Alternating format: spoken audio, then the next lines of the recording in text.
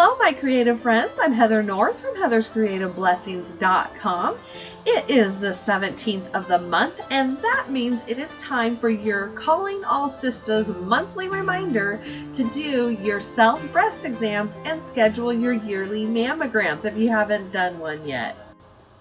I'm going to be showing you how I did the background for this card today that's part of my blog hop. Now, the blog hop is to remind our sisters every month on the 17th of the month, like I said, to do their self-exams. Early detection is so key to long-term survival and even curing cancer. So, if you haven't done yours yet, I give you full permission to pause this video and do it right now. But I will give you a reminder at the end of the video and some more information if you want to wait till the end. For my card, I have some Bristol cardstock. It's very important to use Bristol cardstock because I'm going to be using some Zig Clean Color Real Brush markers. And I also have the Tin Roof stamp set from Casual Friday Stamps. I lined it up on my grid mat, and then I'm using my Fiskars stamp press to pick it up. Now, if you have the Misty, this would be a great place to use your Misty, and it would be a lot easier than what I'm doing now. But I know not everybody has a Misty, so I wanted to show you a different option. I'm using my deactivator tool on that Bristol cardstock to make sure there's no static or fingerprints. And then I'm just going to ink up my stamp in Versamark ink and press it down. I'm going to ink it up again. And then, I'm sorry you're going to see my head in the way, but I can't see that far away. So I'm just looking and lining it up next to the image I just stamped. This is an old Versamark pad, and one of the advantages to that is that it has a little color to it, just slightly so that I can see it. The embossing powder I'm using is an opaque white Superfine embossing powder from Wow. It was my first time using it on the card, and I have to say I love this embossing powder. It melts very smooth, but it doesn't spread out so much that you lose the fine detail, and you can see that in the card that's sitting on my desk there. It does a beautiful job, and so I'll be buying some of the other Superfines to see what I think of them. I just pour it into a coffee filter, and then I can pour it back into my bottle, because I have heard that if you keep the Wow embossing powder in its original bottle, it has some anti-static properties, so you don't get embossing powder all over the place, and it seems to be working for me so far. I haven't used it very much, but it has been working well, so I'm going to try that for a while and see if it's true. I'm just going to use my heat tool to heat set this, and I'll put on some music so I don't bore you to death.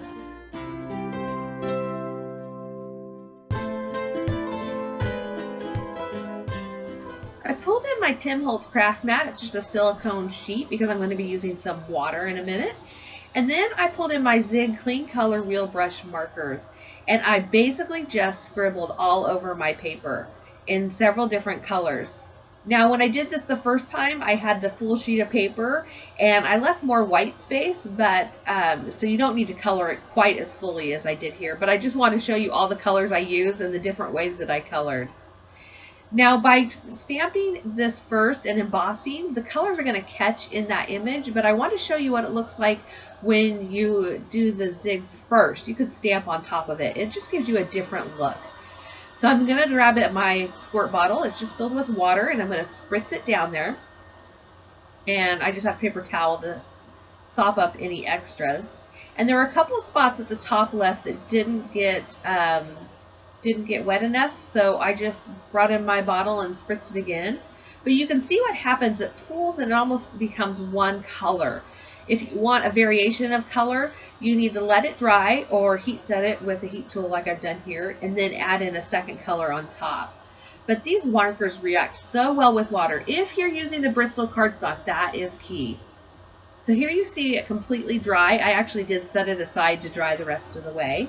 And then what I did was I cut a 1-inch strip and adhered it to my card base, along with a 1/4-inch strip of black cardstock. And then what I did was I die cut the ribbon out of this cardstock, and you can see I've actually got a couple of extra. So I die cut the ribbon, and then I die cut the ribbon again. This is I think it's called the Ruffled ribbon Fri-Die. I'll have a supply list down below. But I cut it out of 2 pieces of Whisper White cardstock, and then I adhered those together, and then I adhered my ribbon on top that was all colorful, and that adds just a slight bit of dimension to the card. And then I took the stamp "You Better Check Yourself" from the Calling All Sistahs stamp set, and I stamped it in Versafine black onyx ink, and then I used some clear embossing powder over it. And then I had this idea of turning it into a magnet. Now you could put this on the front of your cardstock. What I did was I die cut it out of this magnetic sheet. I got it from Home Depot years ago, probably 9 years ago, and it has adhesive backing on one side and magnet on the other, and it's meant to be a vent cover. So if you want to look for that in that section, I'll try and find it somewhere and link it below, but I can't promise I'll find it. Because the sticky has been in the garage and it mostly comes off onto that backing at this point, I decided to add some glue to the back of my ruffled ribbon, and I'm just going to adhere it to the adhesive side of that magnet. Now, like I said, if I was going to hand this to somebody, I would put it on the front of my card, maybe tie it on so they could untie it, or use some repositionable sticky dot or something. But I'm going to mail this, and I'm not sure the mailing procedure for putting a magnet, and if I wait to take my card to the post office and get it mailed, it won't be mailed till next month. So I think I'm just going to keep this and give it to somebody else, or I'll put it onto my file cabinet until I do, as just a reminder. You could also just put it into the inside of your card and give it to somebody or mail it out. But before you mail it, you might want to check with the post office and see if there are guidelines for mailing magnets. I'm just not sure. I don't know. Since I do want to get this out, oh, I forgot to tell you, didn't I? The theme of this blog hop is Remind a Sistah. So we want you to remind your sistahs to do their monthly self-exams and schedule their yearly mammograms, and do that by making a card or a project and actually sending it or giving it to one of your friends or family, neighbors, co-workers, somebody. So we get bonus points for mailing our cards, and I don't know what the bonus points are, but we're getting it. So I decided to just leave the camera rolling and show you what I did here. What I did was I stamped my envelope with the little ribbon from the Calm and Gentle stamp set, also from Casual Fridays. And on the inside, I'm going to stamp Calling All Sistahs. I'm using the pink to red ombre ink pad from Hero Arts. And I did the Calling All Sistahs at the top of the ink pad where it's darkest. And then I'm going to do the second sentiment at the bottom where it's lightest. And I decided to write in because. So what my sentiment is going to say is, Calling All Sistahs because you matter to me. Isn't that sweet? I just kind of stretched out that because and put a little bit of space, a line in between each letter. And then I'll stamp "You Matter to Me" underneath. Now, if you would like to be a part of this blog hop, there's a couple of ways you can do that. First, you can follow the links below and comment along each of the hops, each of the people's blogs, and you have a chance to win one of 3 gift certificates that Michelle is giving away to Casual Friday Stamps.